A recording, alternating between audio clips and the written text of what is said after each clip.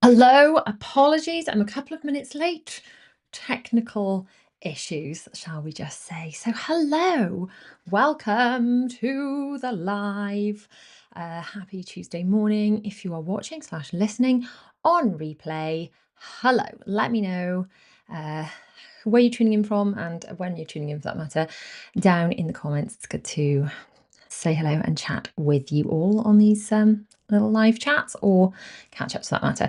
So, today I'm talking a little bit about a comment I received on a video that, in essence, I couldn't reply to in one sentence. It needed to be chatted about. It needed to be chatted about, not in a super negative way, but I just think when you are a parent of children with additional needs, there's things that you know and there's things that you deal with that most people don't have a clue about. And often then you get comments like this one that are potentially well meaning. We can't know the intention of people's comments, but I'm sure a lot of them are well meaning and come from a place of just genuine curiosity. However, they can they can be a little triggering at times, I guess is the best way to say it. And yeah, we're just going to talk about that a little bit today. So if you are parenting a child with autism or other neurodiversity, other additional needs, and you've ever felt, wow, people just don't get it. The comments I get from people, we're going to address all of those today. We're going to have a good old chat. And if you are a friend or a family member of someone else parenting children with additional needs, maybe they have sent this to you. And if they have sent this to you to watch, just keep an open mind. And then maybe by the end of this chat, you're going to understand a lot more what they're going through and be able to have a lot more empathy for them. And let's face it, wouldn't the world be a better place? We all have a little bit more empathy for each other. But just before we jump into that, hello, my name's Rhiannon Morgan. Everyone calls me Rhi. If it's your first time here, hello. I'm not normally late for anything at all. I hate being late. But like I say, technical issues, but we are here now. So that's all that matters. It'd be brilliant if you could say shout out down in the comments. Just let me know you can hear me okay. If you're tuning in live, drop live down in the comments. And yeah, just give me a little yeah, I can hear you, Rhi, because let's face it, we never know. Do we never know if technology gods are on our side or if things are going a little bit wonky? Excuse me if I'm a bit sniffly, by the way, hay fever. If anyone is a hay fever sufferer and has any genius remedies beyond, I think I'm taking teas at the moment. Sometimes it feels like it's very hit and miss. Some days it works, and other days I'm like, did I even take it? When I clearly did. So if I'm a bit sniffly, please excuse me. So yeah, I think it's probably best to start by just reading you the comment. And I would like to say that I'm sure that there was no malice in this. I know some of the comments you get online, there's lots of malice in them, but the comment. So you've mentioned, and this was on a cleaning video, by the way. It was a cleaning video, and I think I've been experimenting with my cleaning videos where previously perhaps I would do voiceover and I would talk very much about now I'm cleaning this and now I'm and sort of narrate what I was doing. Whereas now my cleaning videos are a lot more like a chat. It's more like how I'm feeling that day and how I managed to get the motivation to clean and sort of challenges I come up against while cleaning it, and just generally chit chatting about life and parenting in a neurodiverse household and trying to stay on top of everything. So maybe that's why this got a comment. I can't remember what I said in the video because ultimately I just have a good old chat and then I post them. So I've got no idea what I was actually saying. But this commenter wrote, "You've mentioned how it's harder for those with kids with autism. What kind of things are harder or different in a neurospicy household when it comes to cleaning up?" Now, like I said, this I'm sure is just a pure curiosity question. It it could have been like, could it have been a dig about like, well, I don't see how it makes any difference when cleaning up? I don't know. I don't know. Or could it just be genuine curiosity? I mean, it could be either. Probably just genuine curiosity. So I thought actually it would be a good opportunity to share what I have noticed, the additional hidden difficulties that parents of neurospicy families face, because I think so many of us are dealing with things, and I think I mean, sometimes people can tell that we're struggling, but I think largely we're like, ducks or swans, aren't we? Or we're just, from the outside, it appears that we're just gliding around. It appears we're just like absolutely chilling. And often when we're out and about, our children seem fine, largely the comments I get from people, both in my real life and online, are, oh, your children are so well behaved, and they seem to cope so well, and I never would have known they had autism, and da da da da da da. And that's lovely and that's great. But ultimately, it's because we can, we cope with the things that we're coping with. And most of the things that we're coping with are generally behind closed doors. I mean, I am not about to film my children having a meltdown and share that on the internet. We talk about here on the channel, I talk about autism and I talk about the challenges we face. And it's not just, let me caveat this as well. This is not me complaining about my children in any way. My children are my absolute blessing, and I'm so lucky to have them.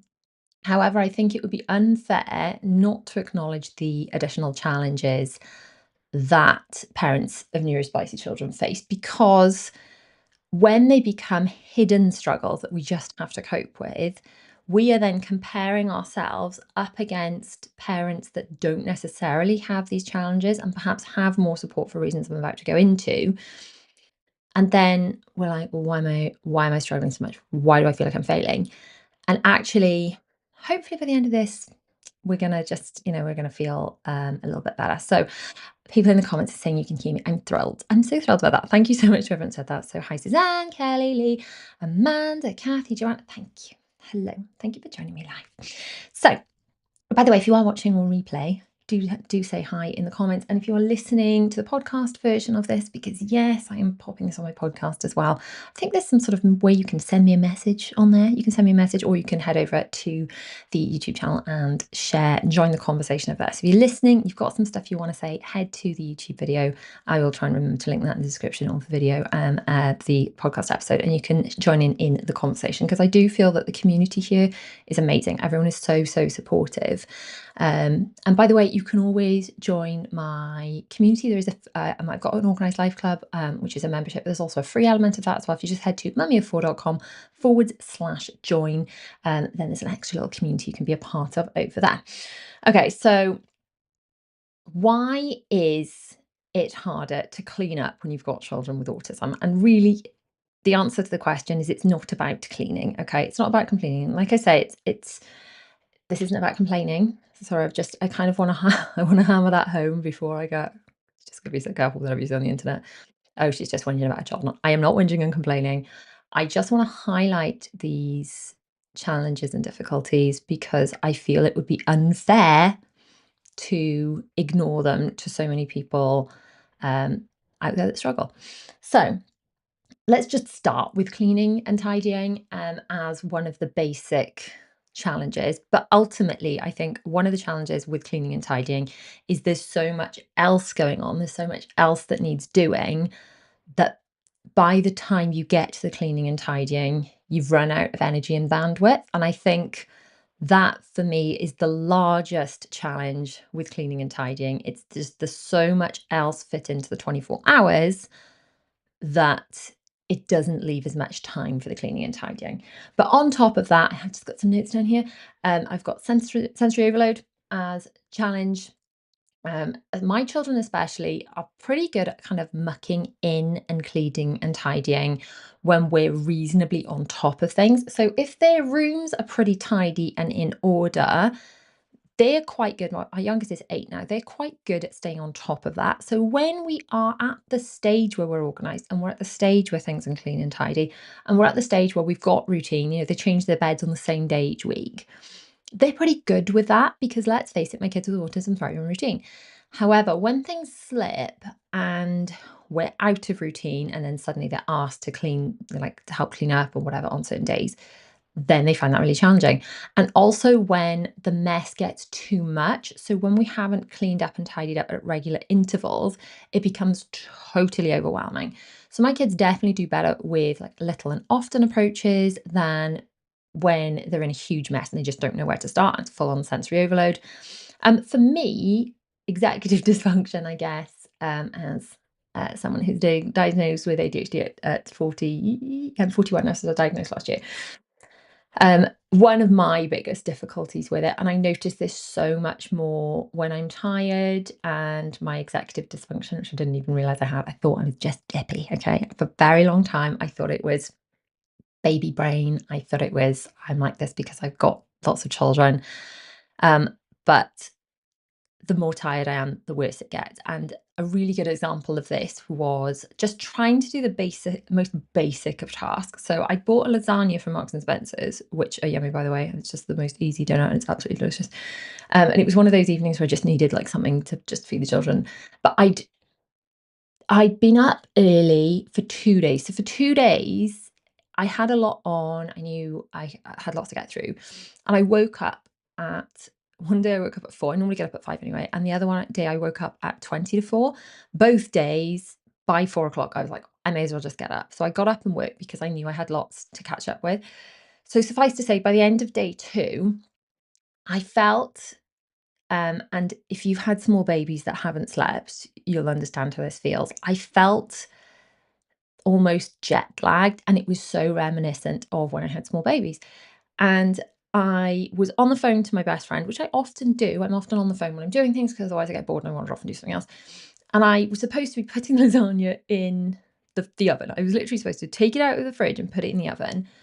And I wandered back into the kitchen and it was still on the side. So I had got distracted and wandered off and started sorting the contents of a drawer.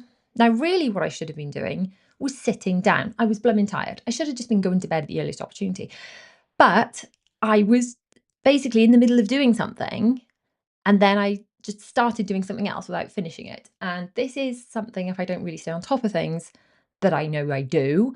And this is definitely something that happens a lot more when I'm tired. So this can mean I can make a big old mess. And I shouldn't even have been opening that can of worms. I should have been doing something else. So that is a bit of a challenge just that I personally face, which apparently is a bit of an ADHD thing. And then another challenge specifically related to cleaning and tidying would be resistance to transition. So if you've got your children doing a specific thing, they can be quite resistant to stopping doing that thing and clearing up. I promise not to go into quite so much depth for each of these points. Perhaps some of these are for sort of topics for other days. Do let me know in the comments if you struggle with any of these specific things in your household, and if there are any that I've missed out, because I'm sure there will be. Okay, so other challenges in neurospicy households can be food related things. Now, I think next week, I'm just really going to touch on this because I think in next week's live, we are going to talk about picky eating because I think it's something so many of us deal with. It's something that my children are so much better with now that we've put so much in place. But I think next week we're going to talk about picky eating and some things that have really, really helped us in our family, but specifically challenges that can be faced can be very limited ranges of safe foods. Children with autism are far more likely to be very sort of brand loyal and really notice the difference if you try and feed them the wrong thing, that they're not used to having. Huge food aversions, difficulties with textures and things. So just food generally can be a huge area of stress in neurospicy households. And again, extreme brand loyalty with other things beyond food. I can remember Will when he was really small. He was 3, but he could read. And he was really funny about which soap we had in the bathroom, and it had to have a certain word on it, otherwise he wouldn't use it. I mean, one of the best things we ever did was get those soap decanting canistery things that just go on the wall. So when we moved to this house, we got the soap dispensers that screw to the wall so they can't be knocked off, they can't be smashed on the floor, and you just top them up, and then you don't get the children getting really upset that you bought the wrong brand of soap. I mean, granted, it still might be potentially different soap coming out, and your children may be that brand loyal that they would have an aversion to certain smells. I know my children have gone through very difficult phases with toothpaste and things, but if you know about the brand loyalty thing. But yeah, decanting soap and the same for shampoo and stuff, then I can definitely recommend that if that's something you're struggling with in your house. General rigidity with routines obviously can be a big problem. If you need to, clear up a certain area of your house and your children are used to having their playroom and they're used to it being messy, they might not necessarily like it being messy, but they may be resistant to changing it, even if it's redoing it. So you're just going to be up against a lot more barriers like that.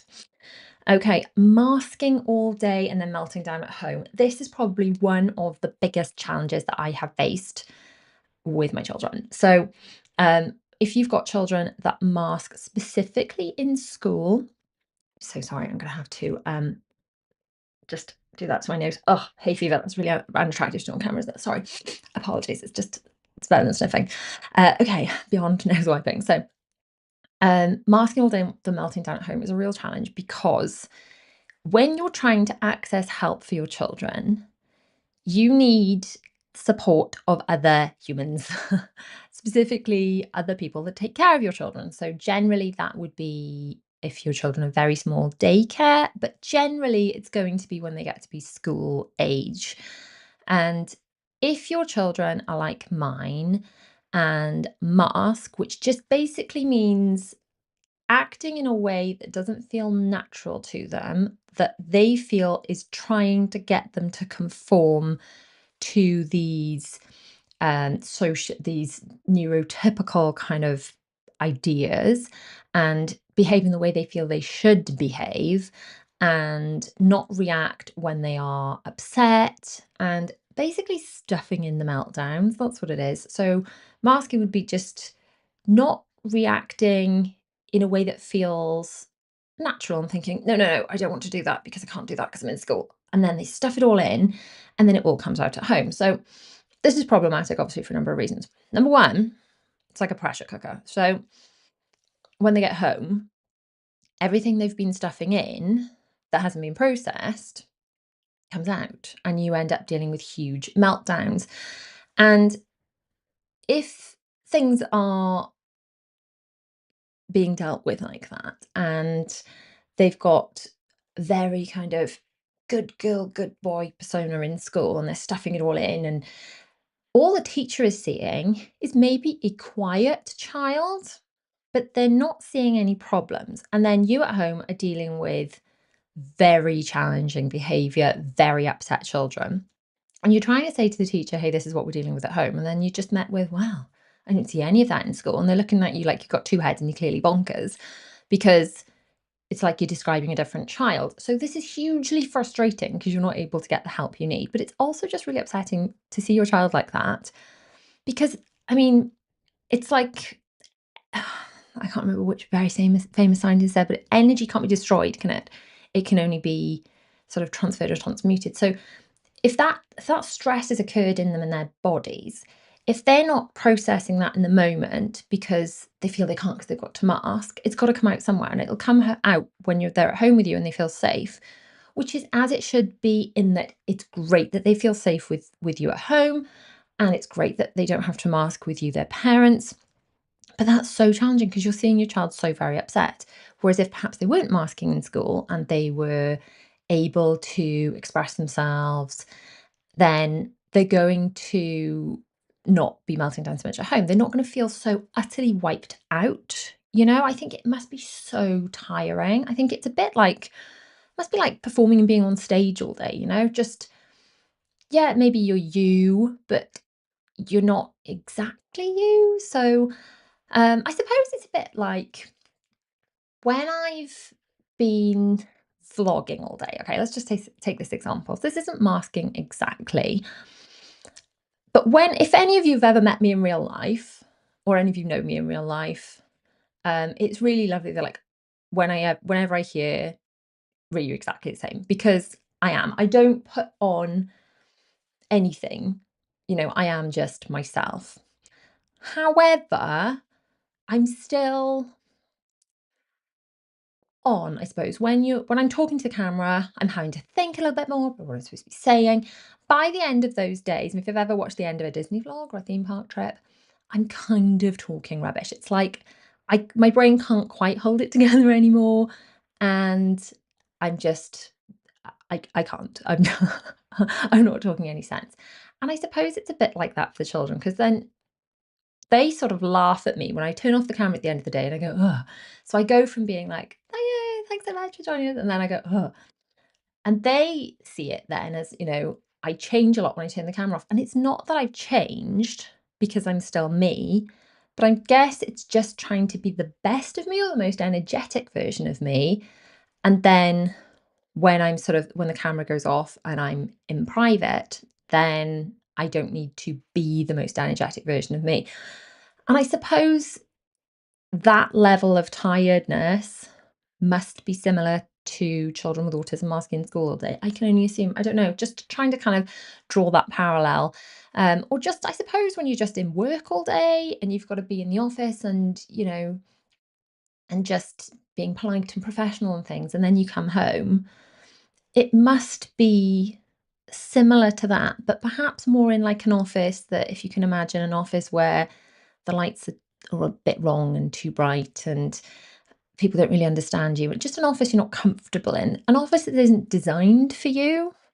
That must be what it's like if your children are masking in school. And it's something I'm definitely working on with my children's school, that the children are more able to speak up when they have challenges, and that the teachers teaching them are more sort of susceptible to picking up when they're struggling. So things can be dealt with in the moment. So having said, I was not going to go harp on about 1 point too much. I've just talked about that for ages. But yeah, so lack of understanding. Oh, this is a huge one. So um, again, I mean, we've touched on this briefly with the teachers, but this can go so much further than with teachers. It's so frustrating with teachers when you're like, well, they're like, well, I just don't see any of that, and you need their help. But also, we've really experienced this with not all by any stretch, but some friends and family members where they just don't get it. So they either like, well, there's nothing wrong with your children. It's like, I didn't say there's anything wrong with it. And they have autism. I didn't say there's anything wrong with them, but that's, these are their challenges. Doesn't mean there's anything wrong with them.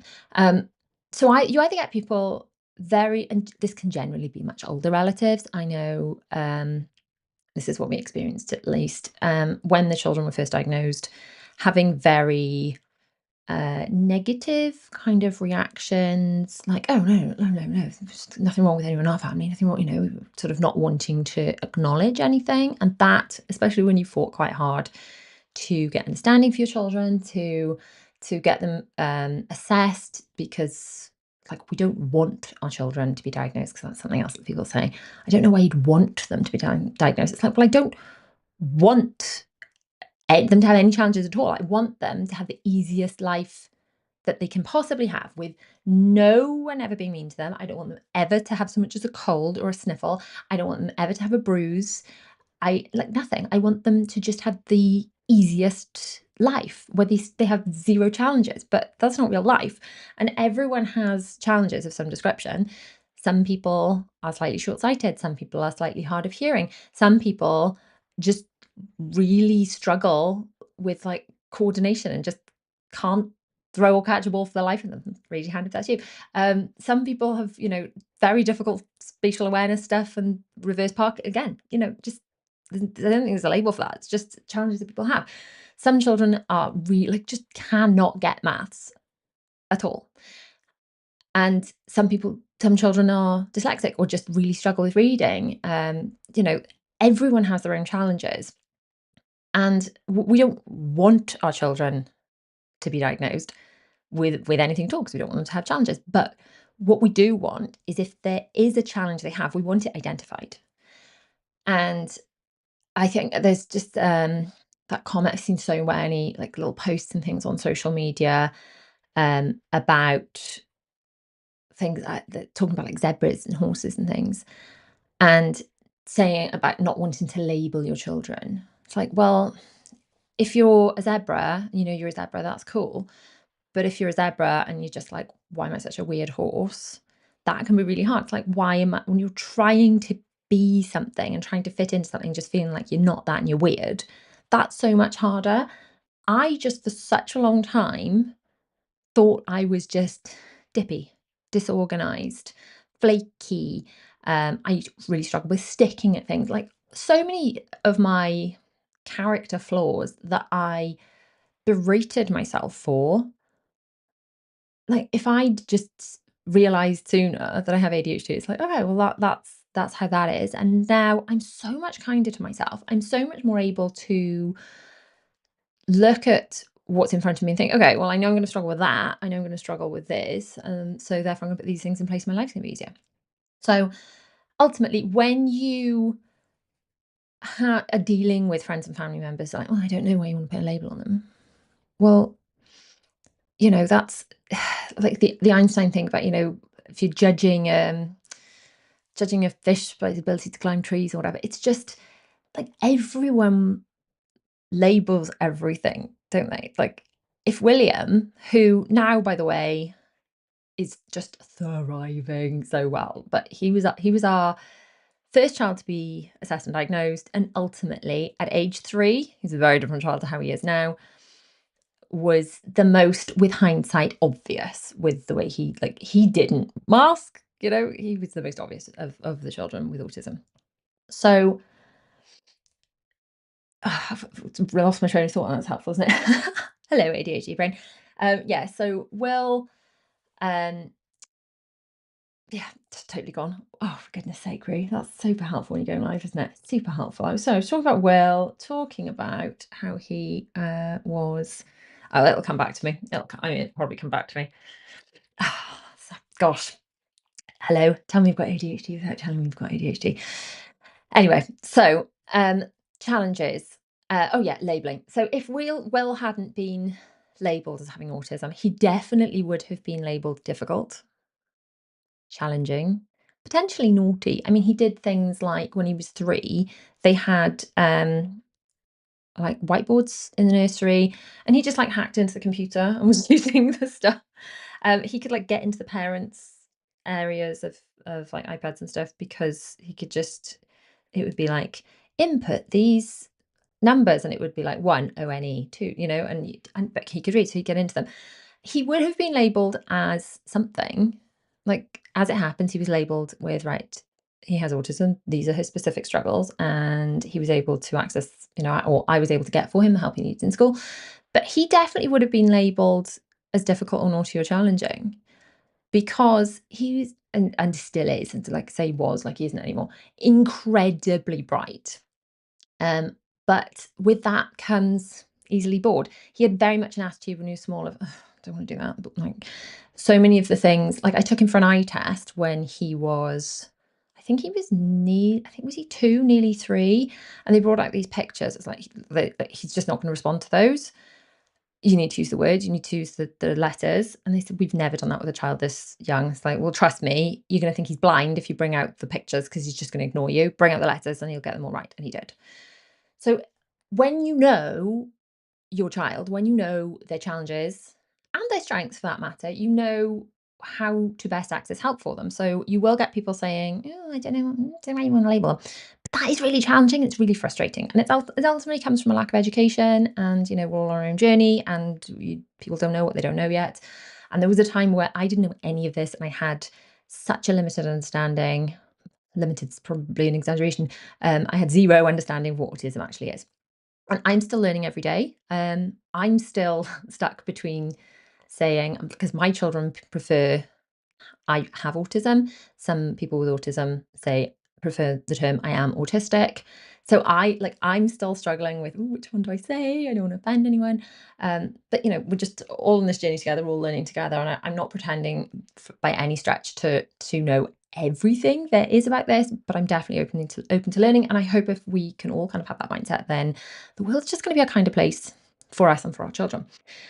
So the other challenge that you're going to get with the lack of understanding is when your child is having a meltdown in public and you get those comments and those looks. Those looks and those comments when people are like, "Oh, can you just parent your child, please? Like, oh, wasn't like this in my day. We wouldn't have dealt with this tantrum, this not." And you're just thinking, right, I just want to make sure my child's okay, and now I'm having to deal with your judgment too. Not helpful. Thank you very much. So, if anyone has dealt with that, chances are you have big hugs. Okay, gonna go through a couple of comments and then we'll carry on chatting. Kathy says, I have 5 kids. I know how hard it is to balance everyday things in life. Keeping the kids happy can be a challenge. It can, Kathy. Big hugs, especially if you have children of different ages and different needs, whether they're on the spectrum or not. If you've got them of all different ages, it's so difficult to find activities and things that can keep them all happy. It's a juggle, isn't it? Callie says, we have masking at school every day. My son's teacher is adamant he's fine. It very much puts everything back onto me and my anxiety, etc. That's infuriating. That is infuriating because, like, ultimately you feel a bit gaslit. You're like, oh, so am I making it up then? Am I just making it up? My advice would be to record everything. In fact, very briefly, I was going to talk about this later, but the Autism Journey Journal is now finally ready. And if you are inside of, hang on, if you are inside of my Organised Life Club, this is the bonus for June. And this is everything I wish someone had given me, with all of the questions, all of the, not the exact questions you're going to get asked, but helps you jot down and prepare all of the information that you're going to need for when you get asked questions 11 billion different times from 11 billion different people. And it's just random questions you don't even think you're ever going to get asked, like about pregnancy and birth and things. And then you just feel really on the hop, like, oh, I didn't think you were going to ask me that. And now I'm flapping because I was prepared with this. And you've asked it. Anyway, write everything down. Just get a notebook, open up a note in your phone, have a folder, whatever. But that's why I built this. I designed this for that reason, because it's so infuriating when you see so many different professionals and then they're like, oh, well, this report's not matching that. The teacher's not seeing that. And then you like can't get on to the next stage because what they're seeing in school isn't matching. It's just infuriating. Kay Louise says, I'm borrowing my daughter's phone. P.S. She loves your videos. Oh, thank you. My daughter is 19 and finally got an appointment for an autism assessment. I've struggled with this with her for so long. Big hugs. I hope that that all goes well for you. We eventually took her out to school as nothing helped. A few friends mentioned autism. The school never picked up on it. Nope, they don't. I mean, ultimately, there's not enough education, which is why I feel it's so important to talk about this. And fingers crossed, maybe some people watching aren't necessarily impacted by this within their own family, but maybe they are teachers. And imagine if we could educate some teachers about this stuff. Imagine the extra lives that they will be able to help because they'll be able to pick up on things better. And I feel like when you are more educated about autism, and this can be another challenge actually, which I hadn't written down, but this is definitely a challenge, is you get to see it everywhere. You suddenly go back through your life, you're like, oh, that kid I was friends with in school.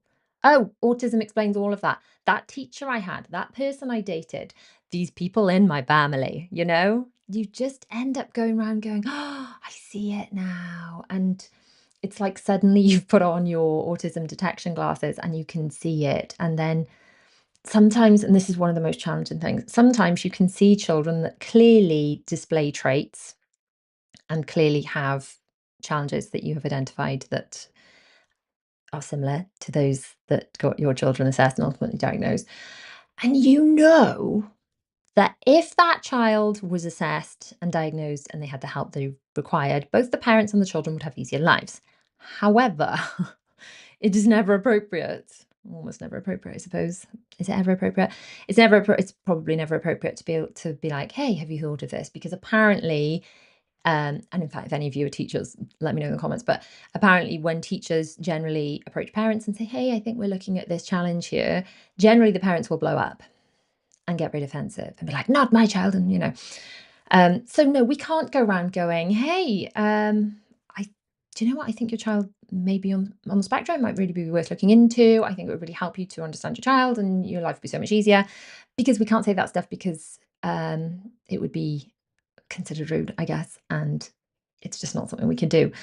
So we can't have those conversations, but it's sad because if we could, then we know that people's lives would be easier. So I think one of the biggest challenges I face is when you see things and you're like, okay, I can see this plain as day, and I know that the parents can't see it because when I was in their shoes, I couldn't see it, and I also know I can't say anything, and you just have to watch it play out and say nothing.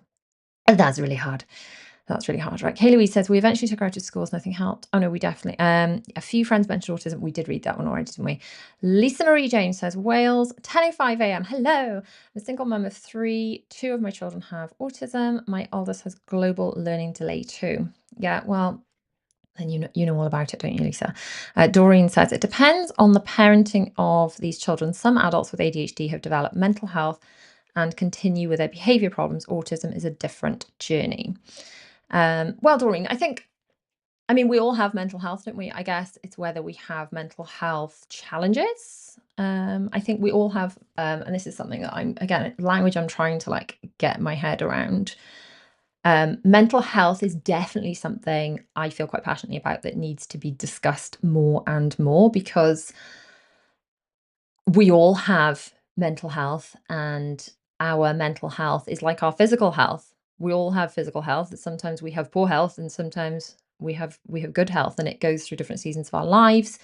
And the more we take care of our physical health, the better our physical health is. So the more we nurture our body with good food and we take care of our body with good exercise, and the more we know, okay, well, I have a dodgy knee, so I'm not going to do loads of running, but swimming works for me. Or, we know ourselves with how we best take care of our bodies. Or maybe we know that, like my grandmother had celiac disease, so that's gluten intolerance, isn't it? And if she ate cake, she had a terribly bad stomach. Now, she did sometimes eat cake because she loved cake, but she knew that and she had that awareness. And I think with our physical health, we've been getting better for quite a number of years at identifying our physical health profile, um, what it takes to take care of our bodies. And I think in the UK, especially, we're well behind in the mental health side of it. And that would be, I'm going to kind of lump in with there any hidden disabilities because you can't physically test for them. So I feel that both hidden disabilities and mental health in this country. And I'd say actually in the UK, they're doing a better job, not an amazing job, but we're doing a better job at now identifying hidden disabilities such as autism and ADHD than we are at taking care of people's mental health, because our mental health is like our physical health in that, you know, therapy. So I have been having therapy for on off for a couple of years and it's been amazing. And I've also been having business coaching. And I'm going to tell you a secret. Business coaching is basically the same as therapy, and therapy is basically the same as business coaching because both of them go, okay, I'm doing this thing at the moment, or I'm facing this challenge at the moment in my day to day life. And then both of them are like, okay, so there's something going on in your subconscious, like the computer part of your brain that you're not really aware of that's making you do this thing. Let's go back and unpick that sort of bad bit of coding that went in and tidy that up.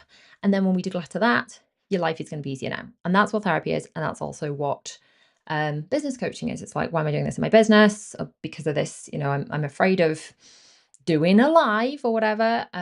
Why is that? I'm worried about being judged. Okay, why am I worried about being judged? It's because of something happened in school. Tidy that up. It gets easier. And therapy is the same. It's like I'm, struggling with this at work. I'm struggling with this in my relationship. I'm struggling with this in parenting. Well, it's probably something happened in your childhood. Go back and deal with that. It makes it easier.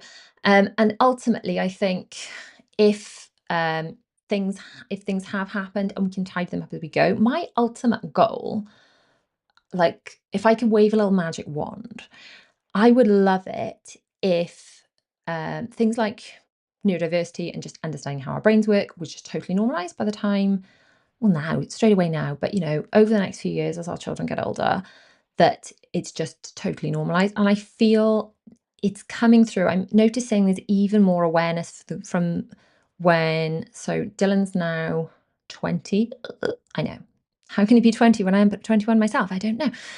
But yeah, um, there's so much more awareness of taking care of our mental health and of neurodiversity and things with the girls even than when Will was in primary school. And bear in mind, he's only in year 8 to secondary school. So they're doing so much of a better job of it already. So I have such high hopes. But my like I would love it if we as a nation can take care of our mental health the way we take care of our physical health. It's like, okay, I've been through this traumatic thing.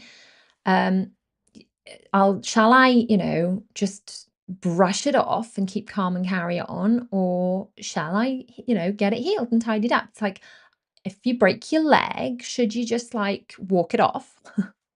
Which is the equivalent of asking someone that's been through anything traumatic to just deal with it without dealing with it. Should you just walk it off or should you process it? Anyway, we've gone on a little bit of a tangent here, unfortunately. Um, Lisa Marie says you're helping other parents not feel alone. That's my goal. That is one of my goals. If we could, like, everyone could feel a little less alone, a little less like, wow, I'm the only one doing this. Because I think one of the other challenges that I have got written down here on my list, if I ever get back to it, is just feeling like, wow, everyone else has got their act together and I'm just drowning. And that feeling I felt so many times in my life. But ultimately, there are probably other parents of neurodivergent kids in your child's school that are just like doing things to make sure everything's okay. And their kids are also masking and they're also dealing with meltdowns at home. I pretty much guarantee that that is the case. There are lots of other kids. I mean, my money's on a lot of those children are also undiagnosed. Um, and if there is more awareness, then perhaps we can seek assessment sooner and then we can seek understanding sooner. And then we can just all understand our own brains. And like, it's just like things like knowing if I am in a messy environment to work in, I will get distracted and I won't do any work. That's just what's going to happen. I know if this room's a mess, when I sit down to do work, I won't get anything done because I'll be like, oh, I'll procrastinate clean that, and I just know that I need physical clarity in my space in order to have mental clarity. And by knowing yourself, you can put things in place to make life easier. Some people have to have noise in the background all the time. Some people have to have silence. And by knowing that, you can put yourself in the best environment to work and you can pick jobs that are going to suit you better. You can pick environments to work in. It just knowing yourself helps so much. But yeah, ultimately, dealing with the judgment of others is so flipping huge. Be it the oh, I don't think there's anything wrong with them, or the oh, I can't believe you're parenting like that. And ultimately, there was someone in my life that's not in my life anymore. That when Will was small and he was going through, I don't think actually he was on the pathway to be assessed yet. No, he wasn't. He wasn't on the pathway to be assessed yet. I don't think. No, almost definitely not. But his behaviour was blamed on me, and I had caused it, apparently. So that was super unhelpful. Okay, Simon Beth, I knew my child was going to be autistic before she was born because I'm autistic and my dad is autistic. I mean, it's not wasn't going to be like 100% because, but it's so good that you were sort of on the lookout for that to have that like chances are if I'm autistic, my child maybe, and then we'll have the same um, so similar needs. And you just, if you're on the lookout for it, it is really helpful. And ultimately, I've got to say, a lot of the stuff I've put in place for my children, I don't think would offend or upset or negatively impact a neurotypical child. I mean, not having parented any neurotypical children, I don't know, but I can't see how any of the stuff I've put in place, routine wise or anything like that for the children, would be anything other than beneficial. So there we go. She also had ADHD, which, yes, I recently heard people calling ADHD, which makes so much sense. Her way too much energy and her sleep is awful. She's 6 now. Yes, I'm pretty sure 2 out of my 4 children are undiagnosed ADHD, but I am on the case. But yes, it's sort of back to the drawing board with all the. That's a chat for another day, actually, about the ADHD assessments for 2 out of my 4 children, but I'm pretty sure it's only 2 out of the 4 that require it. I'm pretty sure the other 2 are just straightforward autism. Okay, Callie says, because of your honesty and content, I'm now starting my own ADHD exploration and journey. So thank you. Oh, Callie, that means so much because um, I'm just glad some of it's helped. I'm glad some of it's resonated. I mean, I think a lot, I think so many more people than I realized have ADHD. But then equally, there's also a little bit of your vibe attracted tribe, isn't there?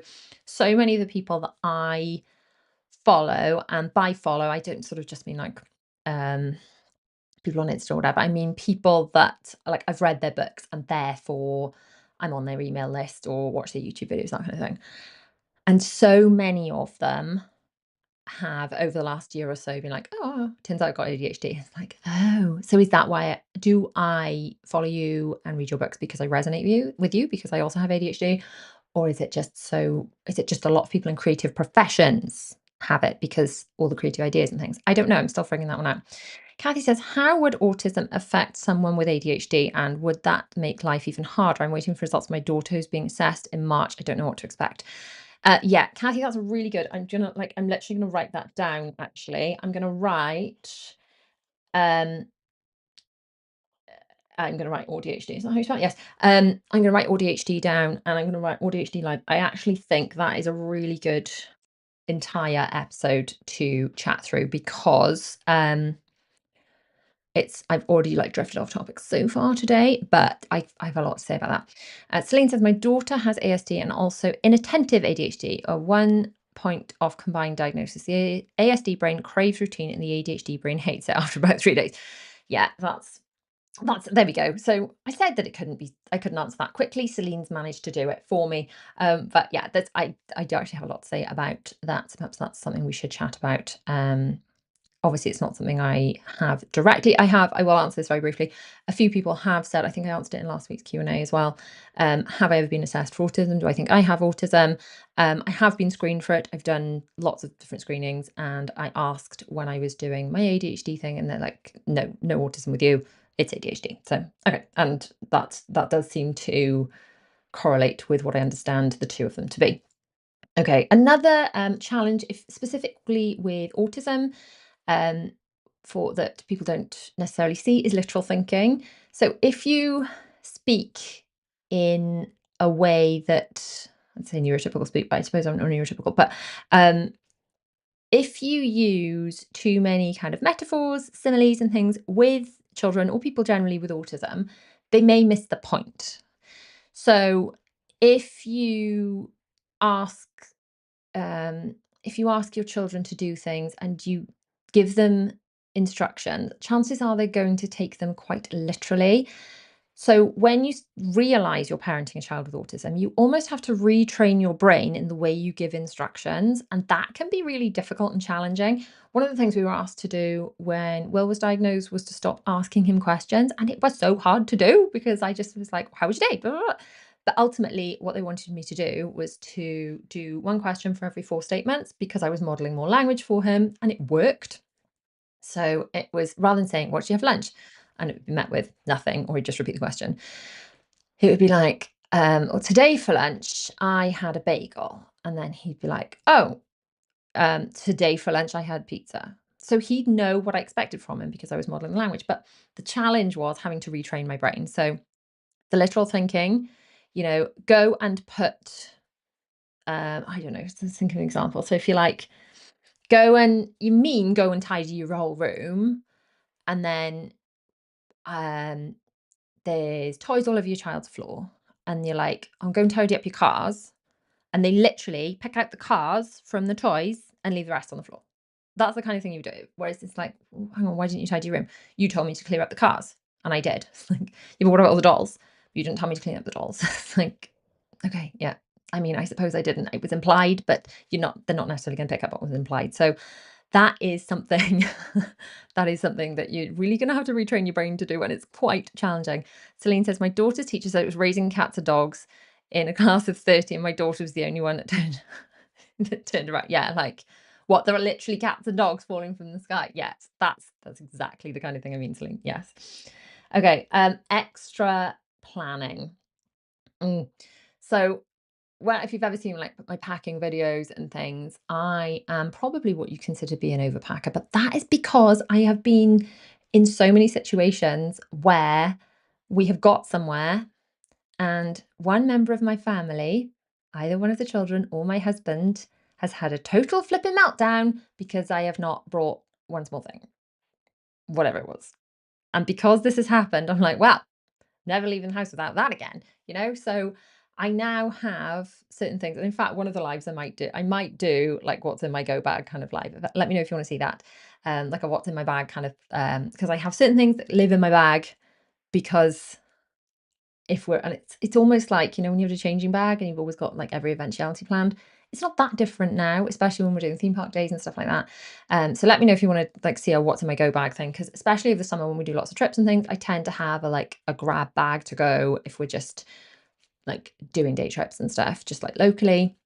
But yeah, having to plan things because not having a specific thing for your child, so maybe not having like the right pillowcase when you go away, and they won't go to sleep because the pillowcase in the hotel feels funny compared to the one they're used to. And yes, these are real things for children with autism. It's like a sensory thing, or So all this extra planning, sensory needs generally, uniform can be like, oh, this is itchy, this is label, whatever. Dressing up days. Oh, dressing up days. When I get a day and it's like, it's dresses and evacuee day or whatever. If there's ever going to be a meltdown to mark on the calendar, it's a day where it's not uniform. Uniform is great because it's predictable and it's routine. But then when the children are going in on non-uniform days, and I'm not talking about all of the children, I'm talking about some of my children, but on some of those days, they're far more likely to have a meltdown because they're panicking about what to wear, or they don't want to wear a certain thing, or just everything feels off because they're not wearing the right things and everyone else in the school is not wearing the right things. You want to spin out child with autism, tell them it's go to school in pajamas day. Like, but pajamas are for bed. Like, no, I should probably just buy a pair of pajamas these are not for wearing at home. These are go to school in pajamas day pajamas, and then perhaps that would be normal in itself, normalized. But yeah, those things. Oof. So yes, the extra planning and the packing, it's a thing. Okay, it's a thing. The extra paperwork, man. Oh, extra paperwork. So, again, this is why I've put together the Autism Journey Journal. In here, there's a record of everything, and I'm still going to be adding to it. So this is a digital copy. If you purchase this in my shop or through my membership, anything that gets added into this version will you'll like get the automatic updates. But ultimately, this is a place for you to keep track of not just like your answers and stuff, which obviously you need to keep track of answers of things and things you want to get across in meetings, because that's really, really important. But also what paperwork has got to be filled out by when. You can then print all this out and keep it together in one place. All the reports, all the things, because you will be given so many different bits of paper, and then there will be endless time in between meetings, and then suddenly you've got to produce it and remember what was said in the last meeting, and it's really hard work. I mean, ongoing at the moment for me, I've got to fill in a form for Will because I've got his, what's it called, meeting later in the week. It also sounds COVID-y. PCR. A person-centered review. That was a term before COVID, but then COVID happened and PCR was a COVID test, wasn't it? Anyway, I've got this PCR meeting later in the week, so I've got to fill out a form for that. I've got forms in for both of the girls for different things that I need to chase up with that. There are, forms for school meetings, following ups to emails, therapy referrals, if people have got DLA or PIP, just so many different forms, so many flipping forms. Forms when you're going to theme parks and you need to fill in things to get the ride access passes, things like that. There's just so many different forms and so many different things to keep hold of. I mean, for me, just keeping it all in one place. I've actually got two of these boxes. In fact, later this week, I've got a two-part, two videos. It was supposed to take me 2 hours. It took me 2 days. I decluttered a large chunk of this office, and I show you around some of my filing in that. But largely, these folders are really good because you can like flip through them, but also just those pop-up folders are like these. So I've got like two drawers of like, these things. Back in there now. Yeah, so basically just keep one folder, keep it in one place, shove it all in one place, have one folder on your phone, take photos of things, but just dealing with all that is real hard work. Inability to rely on typical childcare and friend lift sharing, all that kind of thing. It can feel really isolating. So I know so many people in the school this would be like, they'll pick up each other's kids and they'll like lifts, and whereas I know my children just aren't gonna be comfortable just going with someone that they don't know super well. They don't stay out without, we don't have any family members that like take care of them on a regular basis. My auntie's amazing and she babysat for myself and my husband to go out for a couple of hours last month, but that's probably a couple of times a year. Other than that, it's myself and my husband or the school, or if we physically leave them in dancing or karate. And that's it really. If you've got a child with additional needs, it's unlikely to be like, "Oh, well, you're running late, no worries, I'll pick them up." Whereas with the neurotypical child, quite often I've seen this happen with other kids, the parent will phone the school and be like, "Little Joey's going home with little Bessie or whatever, because I'm running late." And everyone's fine with it, it's all cool. So as long as they've notified the school, the kids are like, "Yeah, cool." That wouldn't work with my children, and there is an after school club provision. But if I suddenly needed to use it and they weren't prepared for it, that would really spin them out. So it's not having the flexibility that neurotypical families probably rely on. So this can feel quite socially isolating because everyone else feels quite intertwined in each other's lives. And there's also the element of, like, I do a fair amount of, like, if I took the girls, Bella's dance group were dancing in some show, and I took six little girls with me, and it was great. So we took them and we did that, and it was lovely. So maybe you end up being the one doing a lot more lifts and things so that your children can be involved in these things, but they don't have to be left out, but you can be there to make sure they're regulated. So maybe you end up taking on more. I know that's what I end up doing because I'm like, I want them to have these experiences. And if I'm not there, they're not going to be comfortable. So I'll just have to be there. But then equally, if it's like a full day out, like sometimes the kids have karate courses and they're miles away, but then the idea of bringing another child along with us, I'd be less inclined to want to do because if the children are out all day, my children are more likely to want to have a meltdown. And then if they've got someone else with them, they're more likely to mask. And then that will ultimately end up stressing them out even more. So I know that their energy levels are going to need them to have chill time in the car. So I'm less likely to even be able to offer lifts to someone else. So then I feel guilty for that. So yeah, that's just another another challenge. Hypervigilance and just being on the lookout for meltdowns all the time. It's just like, okay, you know, if if a meltdown is a bomb and it's like if the bomb starts ticking and you can like diffuse it in time, everything will be fine. So you just like listen to the ticking all the time. And then you know if you can diffuse it and then you're like panic, okay, straight into diffusing it mode, and then everything's okay again. But then your nervous system's sort of on high alert all the time. And I don't think we're designed to have that much cortisol in our bodies. Sleep disruption. So this is something that my kids do in phases. And sometimes and just speaking about each child, sometimes they'll sleep great, and other times we'll have huge challenges. And I find they take it in turns.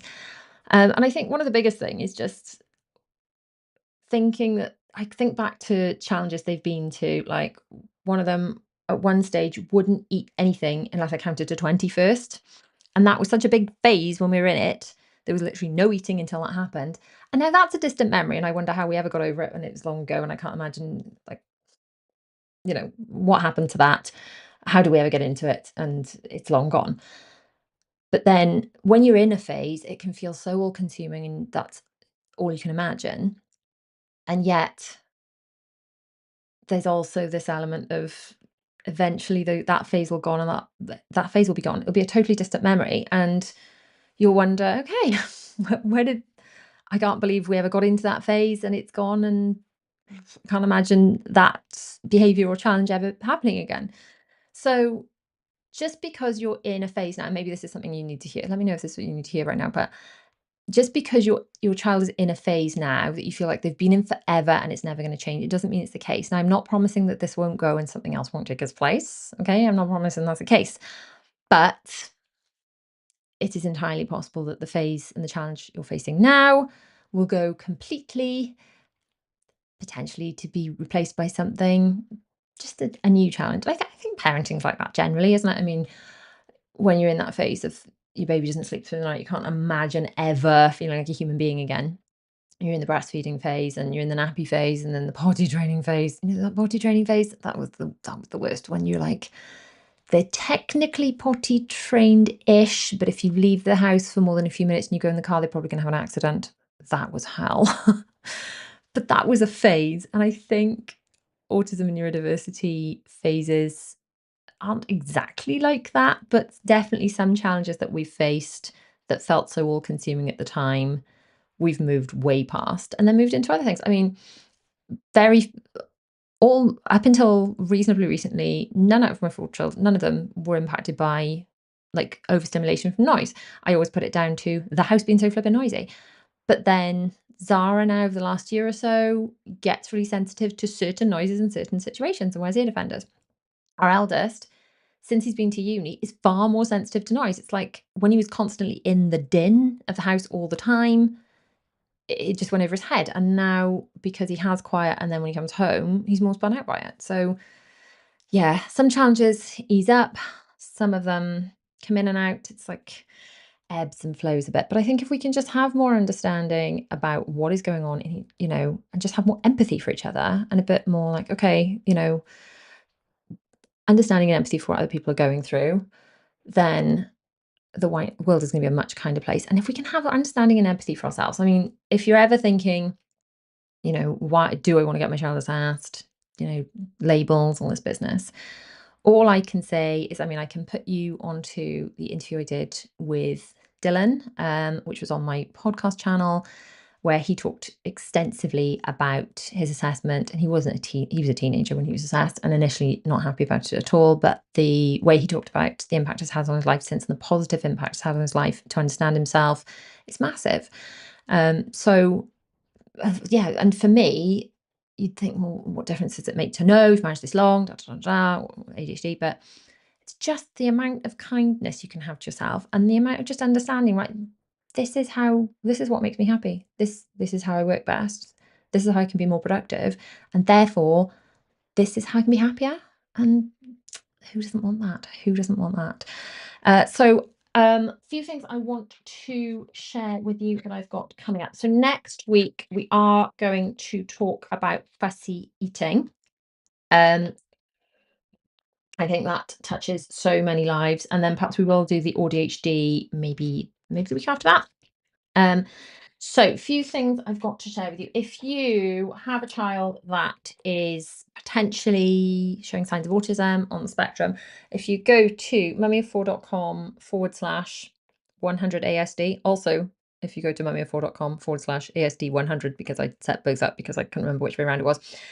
This is my 100 sides of autism, and it's not a medical document, but it is something to make you think, to be like, oh, okay, I didn't even know that was a sign, and to start just engaging your brain with things that may be signs that you didn't realize were signs. And that way, when you start talking to medical health professionals, then you've got far more awareness of the sorts of things that you need to be looking out for. For example, um, like I always use this example of the health visitor saying to me, "Does he bring you things?" And I was like, "What do you mean, does he bring me things?" It's like, bring you things to show you things. And then I just was in a panic because I was like, "Well, I don't know the answer to that. You just put me on the spot because I don't know, and I just hadn't thought that you were going to ask me that." And then you feel like a dreadful mother because you're like, "Well, I don't know if my child brings me things now," but you hadn't been thinking about it. And if I'd been asked in advance, I would have been looking out for it, and I would have been able to answer properly.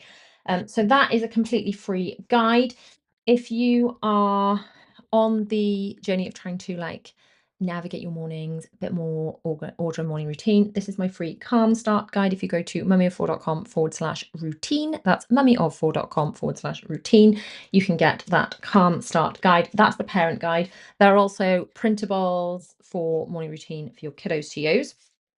Then inside of my Organised Life Club, if you've missed it, but it's on catch up, you've got a little plan with me session for May. So if you want to know what I've got on for May, for my goals, for what I'm working on, but also it's a plan with me session, as in we plan together. Um, then that is inside of the Organised Life Club. I will put the details on screen now, as if by magic that pops up. Well done, me. This is the Organised Year Planner, which I go through. There's a printed version. I think that's linked inside the club. And this is the planning that we do every month. It is not too late. If you're watching this live, it is not yet the end of May. You can still make plans for the rest of May before we do our planning session for June. So make sure you catch up on May's session and then join me for the June planning session, which I believe it's on the 30th. I mean, you can watch it on catch up. If you want to join me live, it is on Friday, the 30th of May. And we are planning live for June. We're going through our goals. I'm pressing the wrong button on my computer. We're going through our goals. We are making plans for the best June ever. And we're just reflecting on how well or didn't or not so well May went. And we're making plans, we're getting organized, we're doing that together. So I can't wait for that. That's inside the Organised Life Club. If you have already you haven't seen it yet, also inside of the Organised Life Club, you can download the routine assessment and action plan workbook, and there is a workshop where we work through the workbook together. This is the best way if you're feeling like, I just feel like I'm drowning in mum life and I can't get on top of things. This is the workshop to help get you started, to identify where you're struggling now, It may not be where you think you're struggling. I'm going to be honest with you. If you go through that workshop, it'll explain it all. Um, the replay of the workshop and the workbook are inside of the Organised Life Club. So those, you can go back and do that on replay and work through that. And then next month's workshop, I've just finished doing this. I've got the parent mealtime routine resources. So this is meal planning, but it's also safe foods. It's also assessing what's going well now, assessing what's not going well. So this is, we're talking about fussy eating next week. This is taking all of that to the next level. This will be inside of the Organised Life Club soon. I haven't yet uploaded it just because I only finished it last night. But that's the workbook to go with next month's workshop. And then also, I haven't finished those yet either, but by the time that workshop goes live, inside the Organised Life Club will also be the kids' mealtime resources. So it'll be things to use with your kids to help mealtimes go better, to help them explore new foods, all of those super exciting things. So if you just head to mummyoffour.com/join, I would love to have you inside of there. I'm just going to look at some comments. Celine says, Loopy earbuds have been a lifesaver for my daughter since starting secondary school, even the cheaper versions help. Yes, Bella has those and Dylan has those. Will is totally unbothered by noise. I don't know, just unbothered. Zara can't use the loops because her ears are too tiny, but she has the overhead ones. They're good. Sammy says she's in Mexico, so she won't be able to watch. Haha. Well, have an amazing time in Mexico, but you can watch on catch up if you like. So yes, we've got next week. But I think next week's live is, next week's live is on Thursday because I'm not actually around on Tuesday. It's half term. So we're doing a live here on Thursday. We're doing the Plan With Me session on Friday inside of the Organised Life Club. And I think I've actually got a live, is it this Saturday or next Saturday? I think I'm going live on my Disney channel. Yeah, this Saturday. If you're into Disney stuff, we're doing a Disney Cruise Line Q&A, which I need to set up now actually, because I haven't promoted that in any way. I haven't dealt with that, so I need to deal with that next. Well done, Ree. Okay, we'll just write that down. So up live cruise. There we go. Thank you for reminding me. So anyway, it's been amazing to hang out with you all. Thanks so much for joining me, and I'll hang out with me again inside the Organised Life Club. I'll see you guys soon.